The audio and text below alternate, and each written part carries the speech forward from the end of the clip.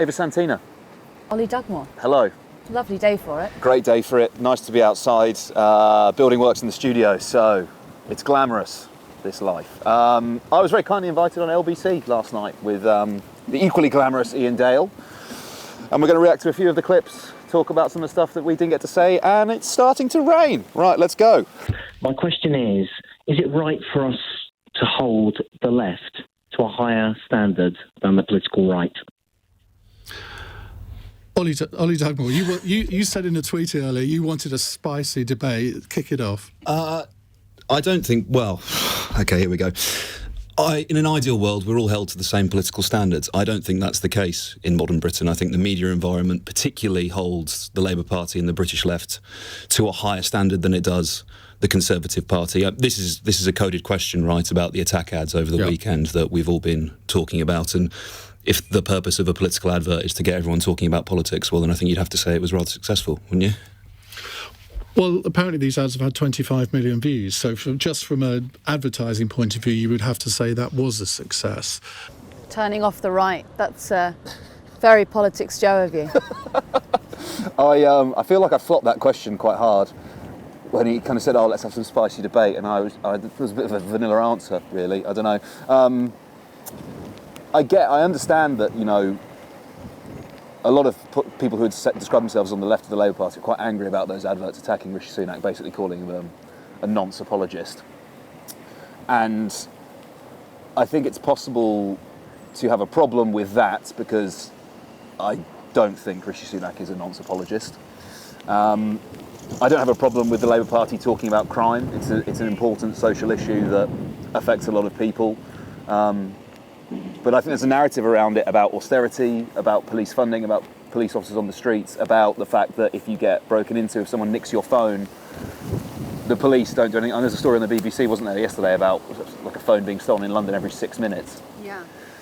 You know, those are important issues that affect people's everyday lives. 1,000 phones stolen a month. Yeah, it needs to be dealt with, but accusing Rishi of being an apologist for paedophiles or not prosecuting paedophiles is ropey territory. I think it kind of belies a narrative of kind of that the solutions to these problems are that there's kind of like these big monsters like Rishi who isn't dealing with paedophilia, when in actual fact dealing with crime is something much more difficult and thorny than that.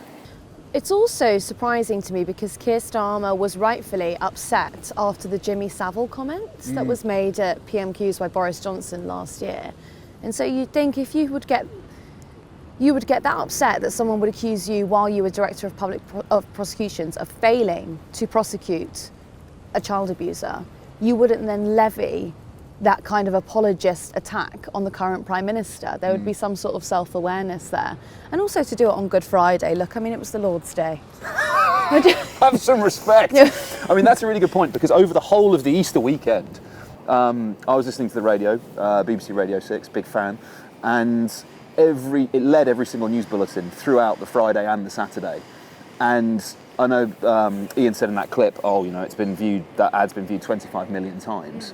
It's been heard and seen by way more than that. And if the purpose of this, it's kind of like the Vote Leave thing, right? When they put 350 million on the side of a bus, and then everyone starts arguing, well, you know, we don't send 350 million to the EU. It's more like 300 million. And you're sat there as a campaign manager being like, we've got everyone arguing about how much money we send to the EU. That's the point of the advert. And it kind of works in the same way here. Everyone's going, well, you can't call Rishi a nonce apologist.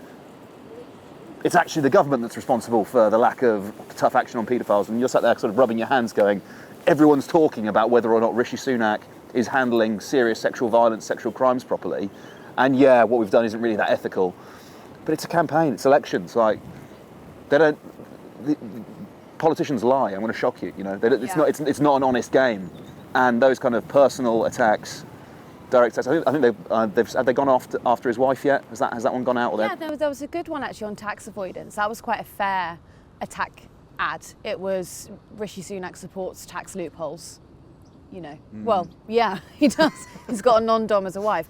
But you know, one thing that made me laugh actually over the weekend was there was a Labour councillor who'd been out campaigning on the doorstep, I think in Birmingham, and he was like, well, there's been no cut through on the doorstep. And it was like, Wait, what are you arguing? Are you arguing that the Labour PR machine is dreadful, or that the ads aren't that good? What's the argument? A stunning defence. I wanted to say I take issue with your suggestion that Labour politics needs to be cleaner or isn't so favourable in this country. When you look at the last Labour government that was elected, Tony Blair, and he did that by being in bed with Murdoch and the big newspapers and having Peter Mandelson on side, who was pictured with Jeffrey Epstein. So I don't actually take your point there.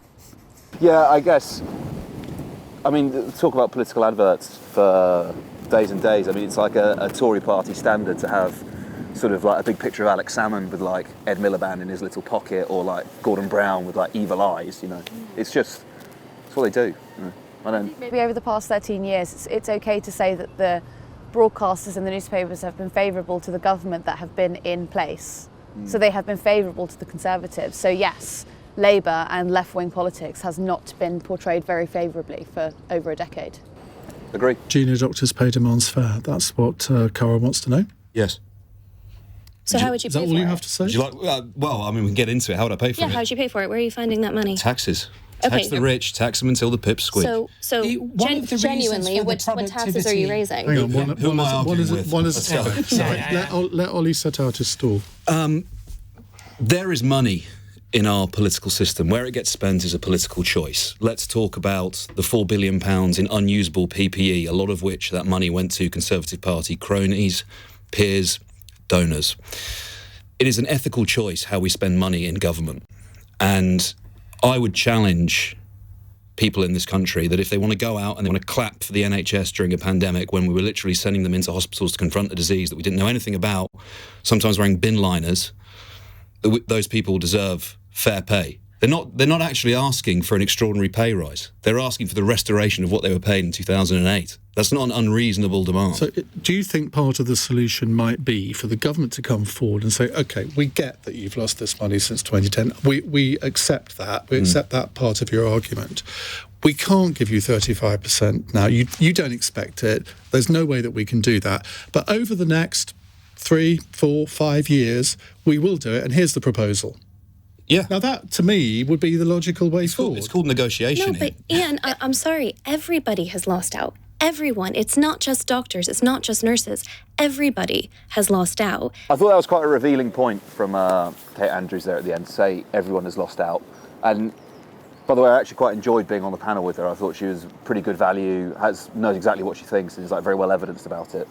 I accept that everyone's lost out, but I just think that they shouldn't have to lose out. I think that if you look at private sector pay, for example, which is far ahead of public sector pay, I think the last figures, private sector is something about 8% on average pay rises, public sector is below 5%. Not really everyone's losing out. Bankers aren't losing out. They've had the cap on their bonuses lifted, a real Brexit benefit there. And it just provokes this question of, in my eyes, of who does the economy work for? Who does it exist to enrich and to give a quality of life to? There's also a broader philosophical question there. Is the purpose of the economy to create growth, economic benefits, productivity, or is the purpose of the economy to deliver a standard of living and a quality of life to the majority of people that live in society? And I would probably side with the latter. I think the government would side with the former. I think you're bang on talking about an ethical choice about how money is spent, and you're completely right about the PPE contracts, the way that money was handled and handed over to cronies. Do you know that during the pandemic, we hit our peak in the UK for billionaires in this country? Now, What was that about? Because, think about, there were 3 million people who were excluded from any payouts whatsoever. People hit the breadline, people's businesses crumbled. Why were the rich getting richer? Yeah. And you talk about a 5% pay increase for public sector workers. Well, is that tallied against inflation? Because actually they've taken a real terms pay cut. Mm-hmm. Why wasn't that in the former IEA's brief? Yeah, look, I think there's money there, and I take her point that that was a one-off spend on PPE. It's £4 billion. There's also a budget for agency workers in the NHS, which is 3 times how much it would cost to pay reparations back to the level it was in 2008.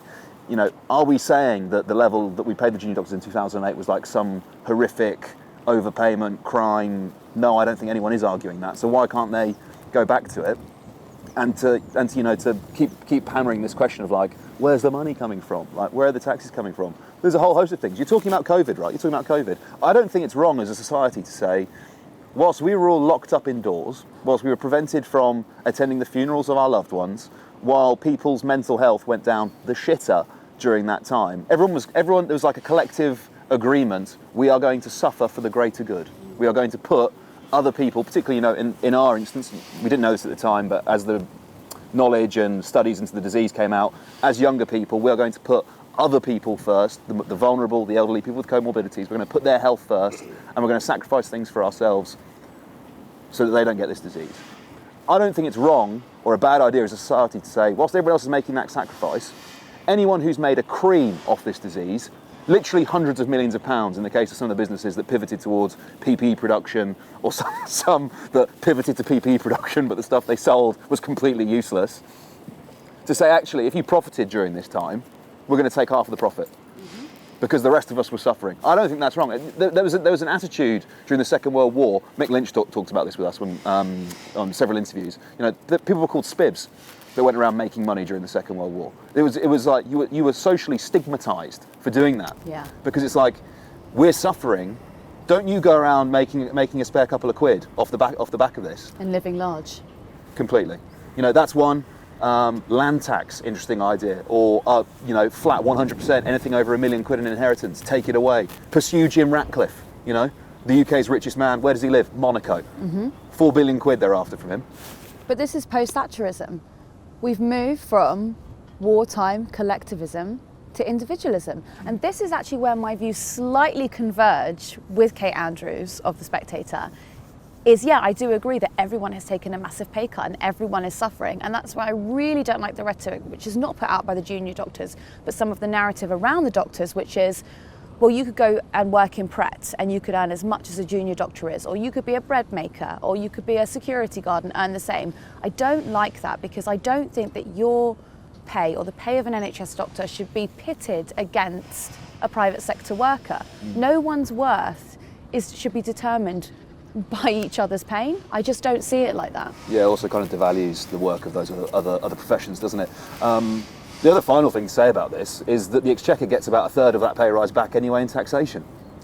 It's extra tax revenue as well. If you increase everyone's wages, you get more in taxes.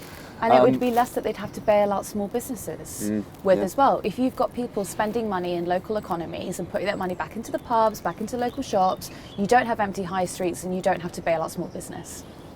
Yeah. God, economics. Should we do this? Yeah, we should, maybe. I wonder if the IA's got any jobs going.